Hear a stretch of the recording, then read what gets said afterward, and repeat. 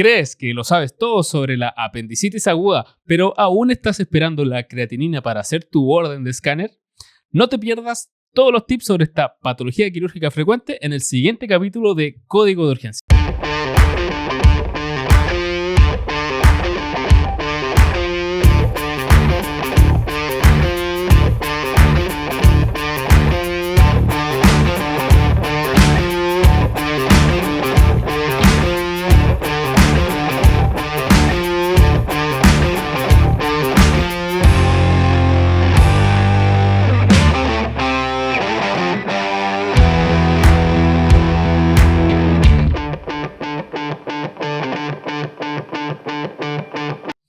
Bienvenidos a un nuevo capítulo de Código de Urgencia, donde semana a semana te ayudamos a dominar la medicina de urgencia para que trabajes con más confianza y más seguro. ¿Cómo están? Y tus pacientes tengan los mejores resultados. Y los pacientes tengan los mejores resultados. ¿Cómo están hoy día? Encefalópata, post-turno. Tuve turno anoche en la UPC y la Javi igual está post-turno. Sí, de la levantada del medio. Así Pero que es peor aún. Lo veo con energía. Estamos con síndrome post-turno. Hoy día tenemos un capítulo que me parece muy interesante de apendicitis aguda. La gente lo puede encontrar quizá un poco fome, quizá un poco repetitivo. Yo creo que después de leerse un capítulo, el estudiante de medicina cree que ya se suba de todo de apendicitis, pero queremos ver si podemos agregar algunas cosas adicionales, sobre todo porque tenemos en este capítulo a Jessica, que ella es urgencióloga, y parte de su horario ella lo desempeña en el equipo quirúrgico, así que va a ser muy enriquecedor para este capítulo por la experiencia que ella tiene del N de pacientes con apendicitis. Solo por el N, no por los años de experiencia. Sí. ¿Ya? Entonces, Jessica, preguntarte, no sé si hay algún paciente en particular, algún caso que te haya llamado la atención, que recuerdes en especial que le puedas transmitir al público. Mira, varios. Tengo como dos casos que recuerdo. Uno era una paciente mujer cuando yo trabajaba en el hospital de Victoria, que queda como muy cerca acá en nuestro hospital regional de Temuco, y era yo médico general. Me tocó ver una paciente que venía por disuria, fiebre y mucho dolor abdominal bajo. Era como lo que sí destacaba en ese momento, que tenía como un poco más de dolor al lado derecho. Pero el examen físico tenía puño percusión, tenía dolor hipogástrico y era súper clara en decir que tenía orina turbia. Entonces le tomamos examen general, hemograma, PCR, examen de orina. La orina tenía piuria, tenía mucho leucocito, parámetros inflamatorios altos y puño percusión, pielonefritis, listo. Más encima de Pueblo Chico, pues yo era de Victoria, entonces nos conocíamos. ¿Infierno grande? ¿Ah? ¿Infierno grande? Pueblo Chico, infierno grande, entonces la conocía más. Entonces, típica situación mala. Como que uno no tenía que atender a familiares ni amigos porque pierde la objetividad. Bueno, pero era un cuadro como de libro, según yo. Yo no le escribo a mis familiares. Yo los minimizo. De hecho... Esto no es para urgencia. Mi novio, que amo, Juan Pablo, siempre me dice, voy a pedir una hora, voy a ir a la clínica alemana, voy a ir a la urgencia donde alguien me haga caso de lo que yo tengo. Bueno, en fin. Pero la cosa es que la niña volvió al otro día, ya muy poco típico, ya recién ni siquiera 24 horas de tratamiento antibiótico, volvió el tercer día, volvió el cuarto día. Bueno, en mi defensa, debo decir que la disponibilidad de imágenes no es como ahora, pues yo trabajaba en Victoria el año 2011, ¿cachai? Entonces tampoco era tan... ¿Cuánto? Ay, Javi. Yo salí el año 2010, entonces fue el año 2011. Tampoco tenía una disponibilidad tan rápida de tener una imagen, ¿cachai? Le pedía un escáner y tenía una tremenda periapendicular. Y claro, recuerden que las apendicitis retrosecales pueden dar piuria, examen de orina alterado, entonces me marqué al tiro en esa paciente. Y los otros pacientes que han llegado como acá en el hospital son pacientes con consulta tardía, de repente 7 días, abdomen en tabla. Y es como muy importante preguntar por los síntomas iniciales. ¿Cómo empezó todo este cuadro abdominal? Porque un abdomen en tabla puede ser cualquier cosa de origen abdominal, cierto, complicado, que causa una peritonitis, pero hay que preguntar cómo fue el inicio, cuándo empezó, etc. Eso yo creo que han sido como los casos que más recuerdo. Súper. ¿Y? Bueno, a la Javi le iba a preguntar sobre ¿a qué paciente le da apendicitis? Como cuál es el rango etario. Claro, pacientes humanos. Pacientes humanos. Bueno, se escribe decirte que la apendicitis es como la patología quirúrgica más frecuente en los pacientes menores de 50 años. Y el 70%... no traumática, claro. Disculpe.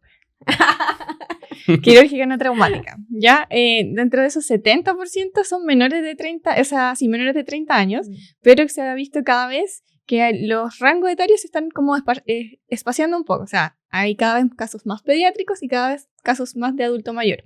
Y en el adulto mayor es donde tenemos algunos problemas porque tanto por sus patologías de base como por la demora en el diagnóstico tienen mayor mortalidad.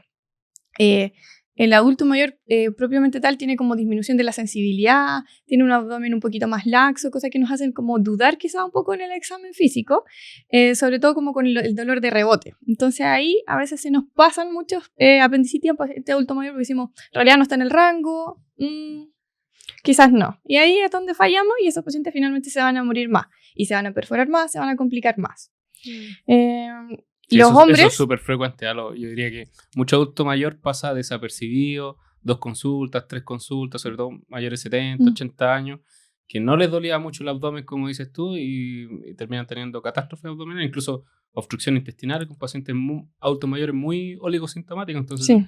O delirioso, no dan buena historia. Es un grupo muy traicionero que hay que estar muy atento a patologías más críticas. Sí, también se describe que el hombre tiene un poquito más de frecuencia de apendicitis versus las mujeres. Los hombres se perforan más también.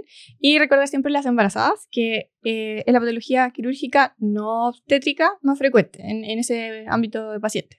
Entonces tenemos que recordarlo igual. Claro. Súper. Bueno, sí, avanzando un poquito y brevemente vamos a hablar un poco de la fisiopatología, que es común a varias patologías quirúrgicas con víscera hueca, porque el apéndice en el fondo es como una especie de gusanito pequeño, hueco por dentro, y lo primero que pasa es que hay una obstrucción del lumen, ¿ya? Esa obstrucción suele ser se describe fecalito, que pueden ser heces duras, o apendicolito como queda calcificado. Se describe hiperplasia linfoide, que también puede causar obstrucción, y otros más raros, tumores, parásitos, típico como reporte de casos parásitos en el apéndice.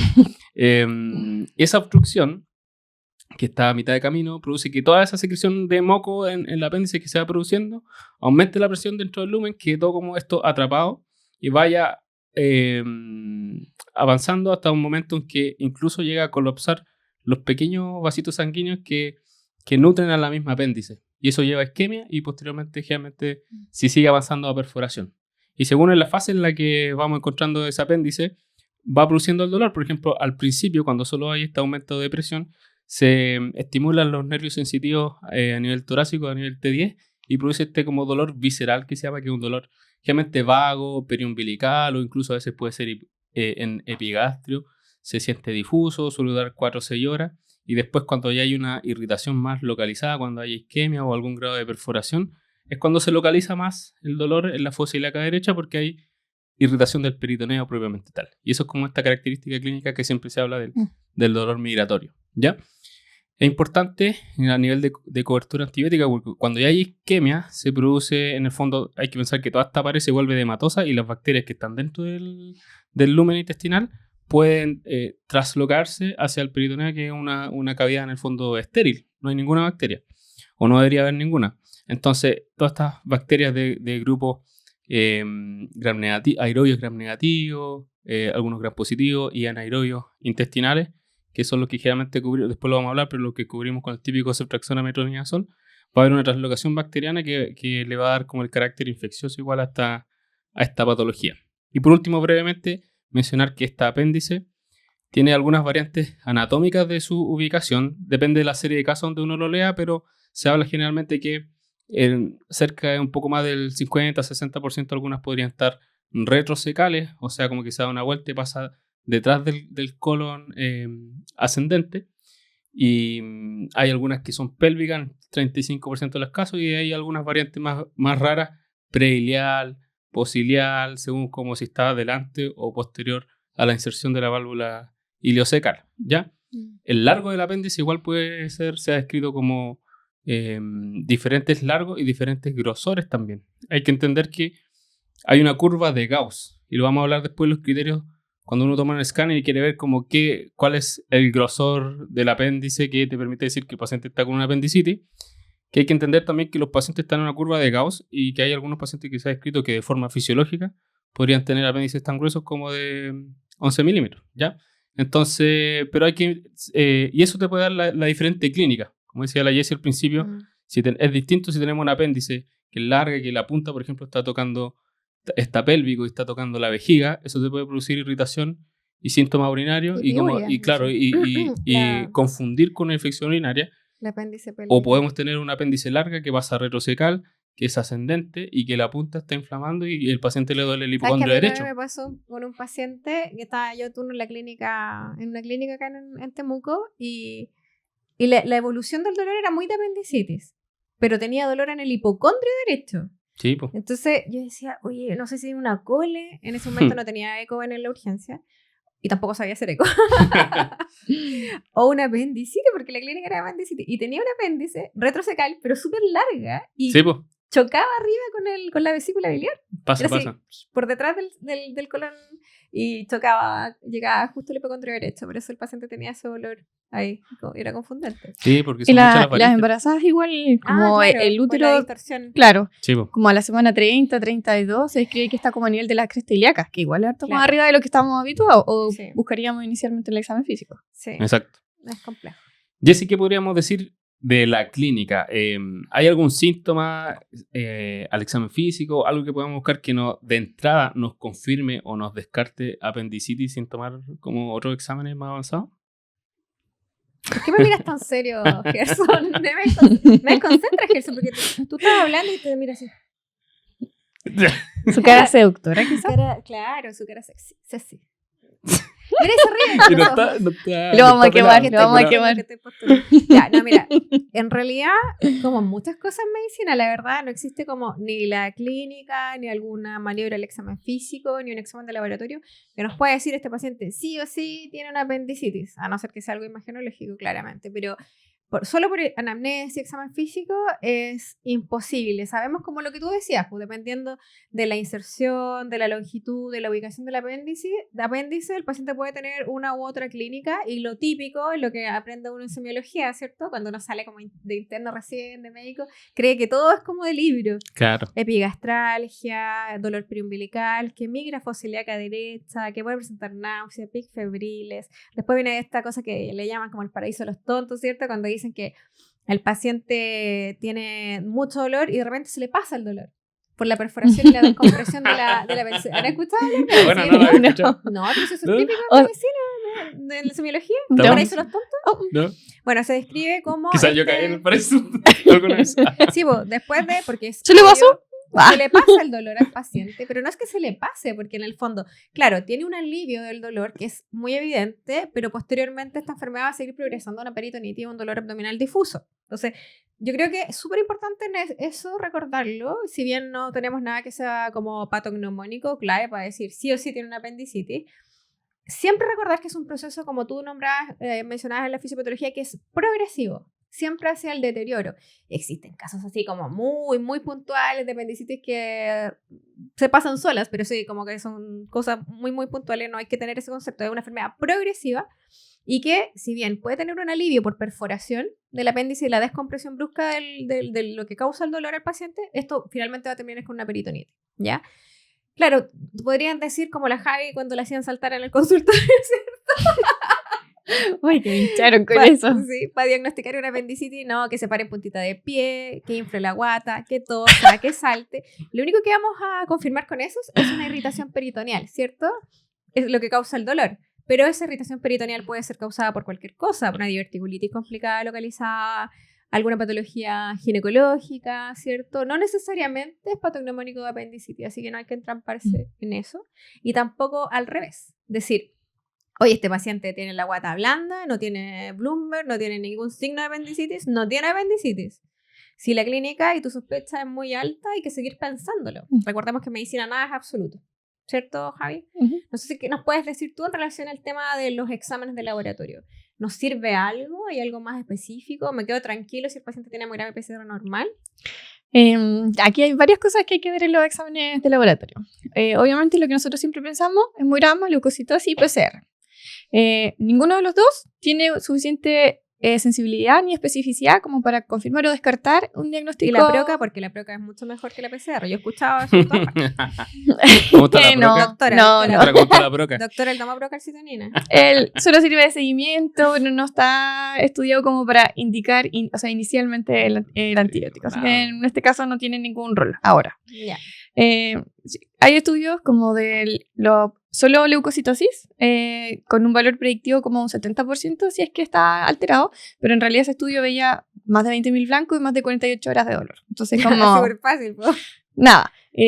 También se estudió cuando estaban los dos exámenes alterados, leucocitosis y PCR alta, aumentaba la sensibilidad hasta un 93% y una especificidad de 62%, versus cuando estaban los dos negativos, y tenía un valor predictivo negativo, estoy como traba también, la encefalopatía. Lengua la traba, como el doctor Rojas. Si estaban los dos negativos, tenía un valor predictivo negativo como de un 80 a un 85%. Entonces, tener los dos exámenes normales no me descarto un 100% de tener una apendicitis. O sea, se me escapa entre un 15 y un 20% de los pacientes. Claro. ¿Ya? Además de eso, obviamente siempre tenemos que pensar en la coagulación, si es que estamos pensando que lo vamos a operar, en la falla renal, que es como todo un capítulo, una controversia eso, respecto a esperamos la CREA o no esperamos la CREA para tomarle un escáner, porque obviamente el escáner es con contraste. Entonces se ha estudiado harto antes, ¿cierto? Existen muchos estudios como bien antiguos, que eran en realidad algunos observacionales, en animales no controlados, que describían que había un aumento de la CREA asociado al uso de contraste 24-48 horas después. Sin embargo, nunca se pudo definir si es que este aumento de la CREA era por el mismo contraste o era porque los pacientes llegaban en ciertas condiciones que también le influían en su función renal. Hipovolemia, uso de otros nefrotóxicos, pacientes sépticos. Entonces no se habla en realidad de una nefropatía inducida por el contraste, sino que asociada al contraste. Dentro del estudio que hice ahora, igual realicé un metaanálisis que era con un N bastante grande de pacientes, como 100.000 pacientes, en los que se comparaba el uso de contraste versus la imagen sin contraste y veían mortalidad, la indicación de diálisis de urgencia y la falla renal, y en realidad no fue significativo. Entonces, para nosotros la urgencia no vamos a esperar la CREA para poder tomar un examen que nos va en el fondo categórico dar el diagnóstico de apendicitis. Otra cosa importante es mujer edad fértil, preguntar siempre la fecha de última regla y siempre pensar que pueda estar embarazada. ¿Ya? Porque si es que está embarazada y le hacemos un escáner, si bien hay algunos estudios que dicen que se puede hacer según el trimestre y que tiene baja dosis de radiación, hay algunos exámenes que son sin radiación y que nos van a dar un buen diagnóstico también. Entonces también lo podemos evitar. Y también pensar que hay algunas patologías anexiales que también nos pueden confundir y nos pueden llevar al desvío en estos pacientes. Y también es importante tener la beta ahí considerada. Eso es súper, yo creo que lo más difícil es la mujer, porque la patología anexial, los abscesos tubováricos, los procesos inflamatorios pélvicos se parecen mucho en la clínica a la apendicitis, al examen físico, las manifestaciones clínicas, los exámenes de laboratorio. Habitualmente tienen más parámetros inflamatorios, como lo que es lo que uno ve en la práctica, ¿cierto? Pero es súper similar la clínica. Yo creo que la mujer es más compleja que el hombre, porque otros de los diagnósticos diferenciales dicen como cólico ureteral, ¿cierto? Estas como litiasis que están en el tercio distal del uréter al lado derecho que pudieran simular una apendicitis, pero en realidad la evolución y la clínica es bastante diferente. Revisé como un estudio que hablaba dentro del examen físico, de que el examen ginecológico igual debería ser como parte del examen abdominal. Y se estudió y veían como que haciendo el examen ginecológico, que en realidad es difícil para nosotros, uno porque no estamos acostumbrados y porque tampoco tenemos las condiciones especial. Había como un 6% de pacientes que cambiaba su diagnóstico y también su plan de tratamiento si es que uno le hacía el examen pélvico inicialmente. Claro. Y el tacto rectal. También. Antes era parte de la evaluación y la temperatura rectal. ¿Se acuerdan? En los libros de semiología eso no cambia nada. Sí, puede cambiar un poco la incomodidad que va a tener el paciente. Claro. Sobre todo si lo evaluamos en la sala de Berger. Claro. No, y la CREA. Lo que paradito. La Javi, la CREA. No sé, Jessy, ¿tú alguna vez has esperado la CREA para tomar un escáner? No, nunca jamás. Es algo súper frecuente, diría yo, en el ámbito... Claro, es un tema en los cuales podemos tener ahí, invitar a alguno de los radiólogos de repente para hacer algunos temas de discusión al respecto, pero efectivamente, sobre todo en urgencia, súper contraproducente porque la crema se puede demorar 4 horas, entonces tiempo... Sí, no tiene sentido esperarla No. así, después igual lo va a pedir igual. Y a veces, igual nos pasa que tenemos un escáner malo, o tenemos Sí. muchísima demanda de escáner Claro. entre UCI y UTI, los pacientes de cirugía, y ahí demora harto más. La evolución, como el diagnóstico definitivo, y en el fondo, como que vamos a hacer con ese paciente. Vamos a tener mucho rato dando vueltas. Claro. Así es. Bueno, voy a hablar un poquito del escáner. Y se me vino un poco un recuerdo de cuando era estudiante. Y bañaste a una paciente.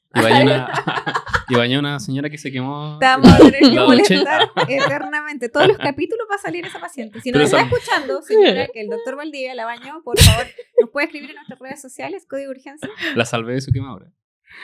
Hoy, La podemos entrevistar. Nunca es tarde para demandar. Cuando era... Por acoso. Oye, los Valdivia están todos Sí. cayendo. Sí, Sin picos Valdivia. agua, sin picos ¿Tú agua. eres familiar lejano, si quieres? Puede ser. Chuta, ojalá que no hay. Oye, ya. Tenía un profe que cirujano que había estudiado en Santiago y él hablaba que no le tomaban escáner a ninguna apéndice. Las metían porque, nomás claro, arriba. no, y lo que hacían ellos antiguamente decía que si tenía clínica o usted era ambiguo, lo dejaban hospitalizado así nomás, sin antibiótico y esperar a que, en el fondo, si Si se deterioraba, hasta que se era el- perforaba, claro, y ahí le metían sin escáner. De hecho, cuando se echaba a perder el escáner, varios como que decían, pero si antes no había. Y... Tienen razón, ¿eh? Antes no había escáner, pero Ahora hay. pero ahora hay. Y claro, se ha demostrado. Primero, datos duros. El escáner de abdomen y pelvis con contraste tiene una alta sensibilidad, sobre el 95%. Tiene una alta especificidad para el diagnóstico, sobre el 95% igual.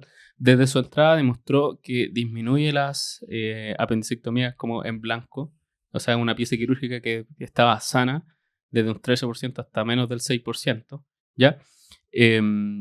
Hay algunos hallazgos que vamos a ir a buscar. Por ejemplo, inflamación de la grasa periapendicular. Si hay un apendiculito propiamente tal, que se puede ver como calcificado. El diámetro, que es variable, pero las sociedades de radiología dicen que si hay inflamación de la grasa periapendicular, ya con un diámetro sobre 6 milímetros uno podría hacer el diagnóstico. Si no hay inflamación, con diámetro se pide sobre 8. Y obviamente si hay signos de inflamación, o sea, un emplastrón o algo así Absceso. asqueroso, el diagnóstico está hecho, ¿ya? Pero la contraparte es algunos puntos que habíamos hablado antes. O sea, nos podemos guiar solo por la clínica y exámenes de laboratorio para confirmar o descartar, porque está el famoso score de Alvarado, que le dice mi hijo ni lo nombre. Pero yo creo que hay que Puta, qué nombrarlo confiado, Gerson. porque hay mucha gente que lo usa Es que, hombre. y que toma su decisión solo en base a eso. Y la verdad es que su rendimiento, si bien los porcentajes son altos, aunque tú te dé pocos puntos, ¿le va a hacer rule out con eso? No. Si tienes la sospecha, ¿cómo lo vas a descartar si no tienes una imagen? El problema es qué imagen vas a elegir después. La mayoría de los casos, si no una mujer embarazada en edad fértil, si no tiene alergia al contraste, si no hay ningún problema, va a hacer el scan de abdomen y pelvis con contraste porque su rendimiento es muy alto y te va a permitir cómo tomar la decisión y entrar a pabellón de una forma mucho más segura para el paciente también. Y los otros estudios que tenemos, Jessy, sabemos la ecografía y la resonancia. No sé qué nos podría decir, como cuál es el setting de paciente en el cual vamos a utilizar esto. Mira, la ecografía es súper útil y igual tiene un alto rendimiento en el contexto y una alta sensibilidad y especificidad en el contexto de apendicitis, pero en un grupo de pacientes específicos. Sabemos que si tienes un mórbido de 130 kilos, el rendimiento probablemente de la ecografía va a ser mucho menor. Es dependiente del operador también. Es un examen súper barato que está al lado del paciente, muy extremadamente útil para buscar diagnósticos diferenciales de dolor abdominal. Sobre todo en el paciente que está hemodinámicamente inestable en la urgencia, nos ayuda porque podemos orientarnos y ver qué examen le podemos hacer o no. Y muchas veces tomar incluso una decisión de meterlo a pabellón o no, sin necesidad de someterlo en su contexto de inestabilidad al escáner, que obviamente se va a demorar un tiempo y vamos a correr mayor riesgo. Generalmente en la urgencia el recurso radiológico es escaso. Entonces siempre el radiólogo está sobredemandado. Ahí yo molesto a mi radiólogo del turno porque siempre anda llorando, así como, es que estoy haciendo eco, que estoy sobredemandado. Y es verdad, en realidad tiene mucha pega porque la ecografía tiene una alta utilidad, sobre todo en pacientes pediátricos en el contexto de apendicitis, porque son pacientes que son flaquitos, ¿cierto? Que no los queremos someter a radiación innecesaria. Entonces, en ese setting de paciente, obviamente cobra mayor utilidad y el radiólogo, como es un radiólogo por todo el hospital, a veces entramos a ir directo al escáner porque es más fácil, es más rápido en el fondo. Pero sin embargo tiene una alta utilidad en este grupo de pacientes. En embarazadas también, aunque pudiera ser mucho más probable que no se logre ver el apéndice, por lo tanto la ecografía va a ser no diagnóstica. Y en ese caso podemos utilizar la resonancia, que en este grupo de pacientes embarazadas es de muy, muy alta utilidad para los diagnósticos diferenciales cuando sospechamos que la paciente está cursando con una apendicitis. ¿Ya? Ahora, también está el otro conflicto, que no todos son expertos en ver resonancias de abdomen. De hecho, ni siquiera tampoco todos los radiólogos, pero habitualmente en centros ya más especializados como el nuestro, los cirujanos tienen mucho N de resonancia y son capaces generalmente de diagnosticar una apendicitis en embarazada con resonancia. Así que en ese grupo de pacientes de alta utilidad. Súper. Javi, ¿qué nos quieres contar? Oye, estoy por todo. La Jessie se olvidó la pregunta. No, si te quería preguntar, ¿sabes lo que te quería preguntar? Sí. Tratamiento no quirúrgico. Sí, no, es que ahora yo he visto las redes sociales en todas partes. No, mentira, pero he leído ahora que estábamos revisando el tema de que se habla del manejo no quirúrgico. No estoy hablando del manejo no quirúrgico porque no hay disponibilidad después del fallo de urgencia, cosa que nos pasa a veces de repente que las apéndices quedan de un día para otro, de un turno para otro, pero porque no hay disponibilidad, ¿cierto? Y uno prioriza las patologías de riesgo inminente e inmediato como los politraumas, los neuroquirúrgicos y las apendicitis van quedando a la cola. ¿Qué nos puedes decir al respecto? Bueno, el manejo no quirúrgico de la apendicitis obviamente que inicialmente es como soporte, ¿cierto? Reponer las pérdidas, todo eso que ya sabemos.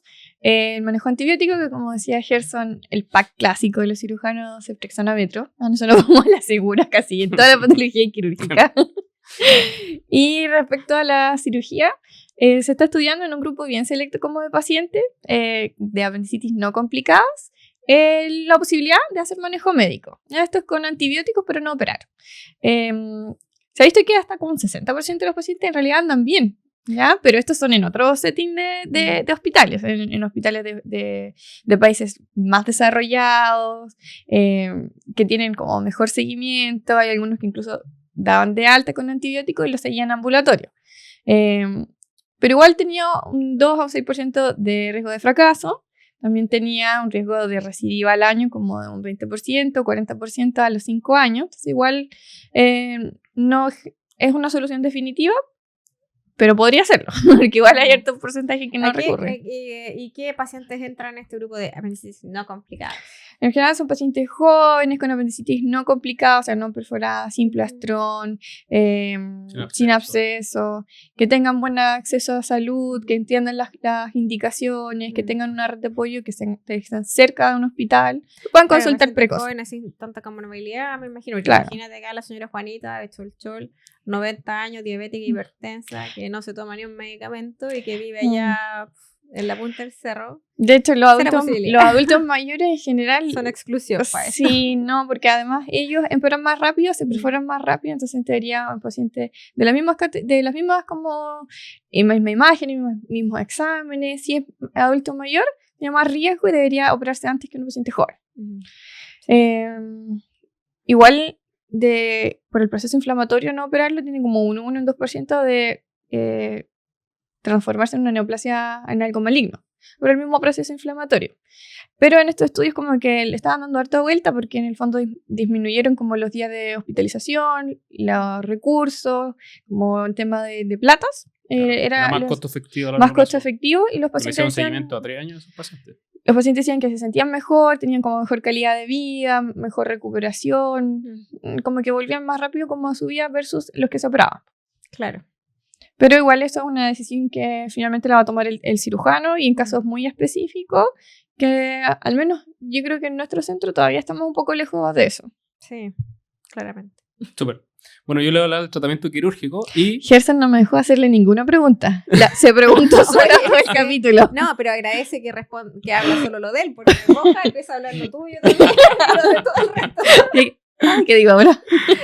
Oye, de lo quirúrgico tengo poco que hablar. Me parece. Bueno, podríamos... Claro, porque... Entrar, cortar, sacar. Claro, en el fondo... nosotros llegamos hasta la parte de clínica, diagnóstico, quizás corregir algún trastorno electrolítico, pero hasta ahí nomás, pues la decisión de operarla, no operarla, cuándo operarla, si laparoscópico, si abierto, es decisión del cirujano.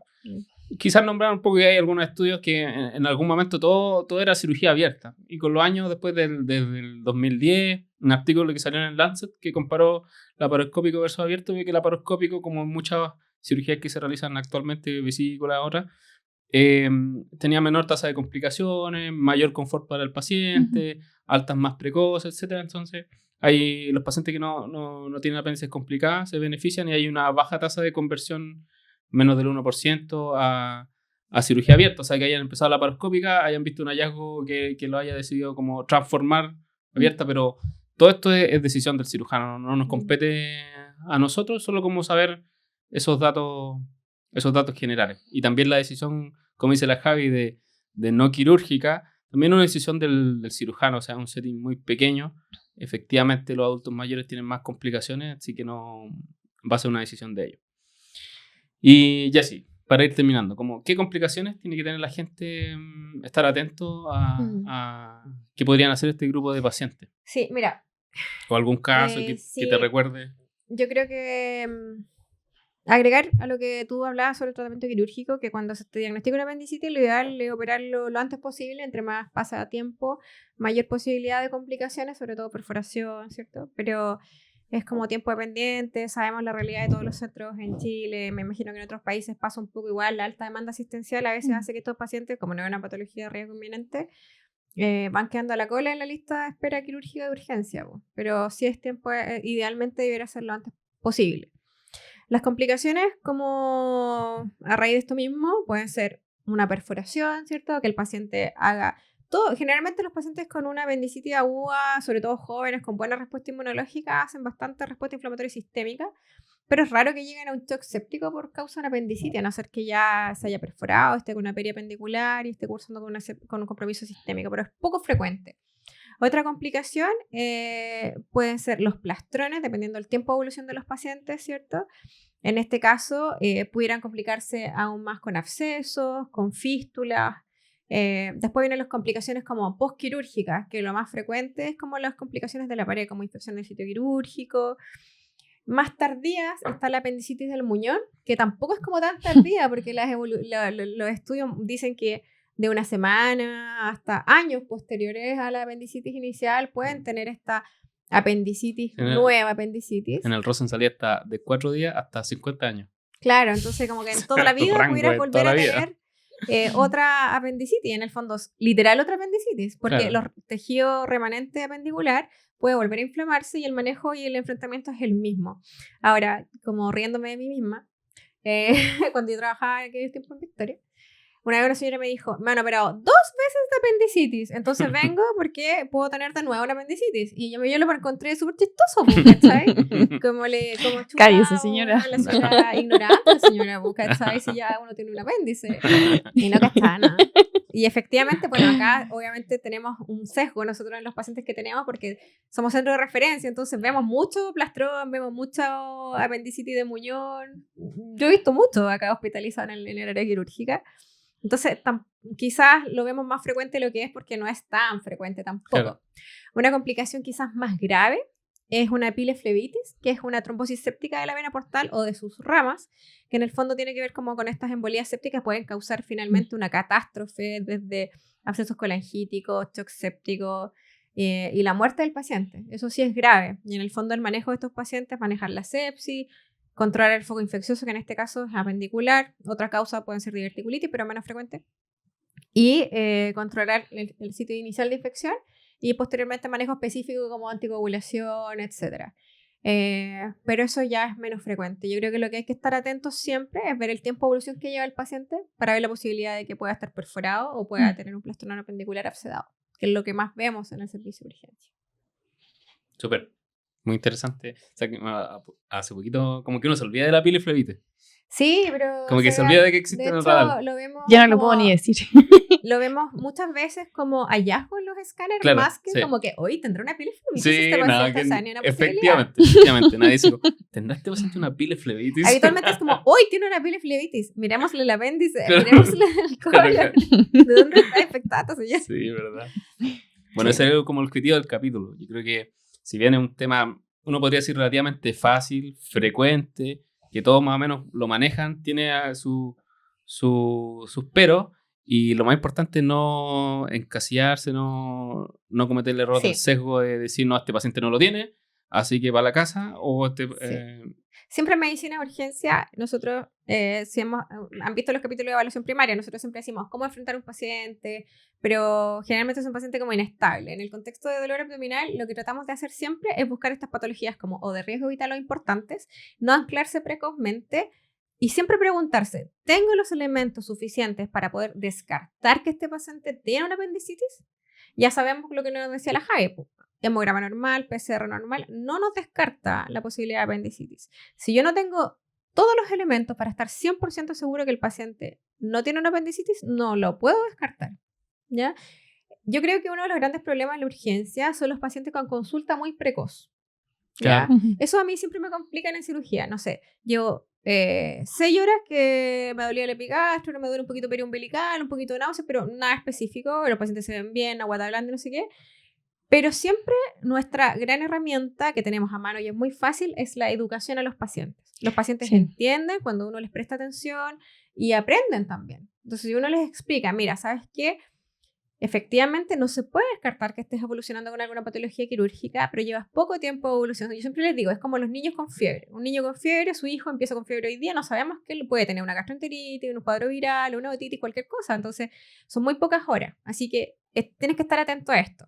Si tienes dolor en tal parte, si no puedes caminar, si empiezas con deposiciones con sangre, fiebre alta, intolerancia oral, siempre uno tiene que educar a los pacientes y decirle en qué caso reconsultar. Así que eso es una gran herramienta en el servicio de urgencia. Sí, yo igual utilizo esa educación porque los pacientes igual se van más tranquilos. Sí. Que igual siempre creen que tienen algo súper grave y como que tú le estás diciendo, no tiene nada. Pero Nunca, eso es súper importante. Nunca decir, usted no tiene nada. Pero eso es lo que creen ellos, como que uno no les pone tanta atención a veces, como, yo creo que tengo algo grave. ¿Cómo no voy a tener nada, doctora? ¿Cómo no voy a tener nada? Eso. Usted me puede asegurar que si me lo llevo, no va a tener una apendicitis. No me va a morir. Sí. Y si me muero afuera, saliendo de aquí, eso me han dicho, ¿te han dicho eso? Sí. Y si salgo de aquí y me muero, va a ser su culpa. Sí, va a ser su culpa. No va a dormir. Sí, se lo escuchaba. Sí. Habitualmente son los pacientes que están bien y no tienen nada. Sí. Claro. Porque el que está realmente mal no es capaz de hacer una amenaza de ese tipo. Sí.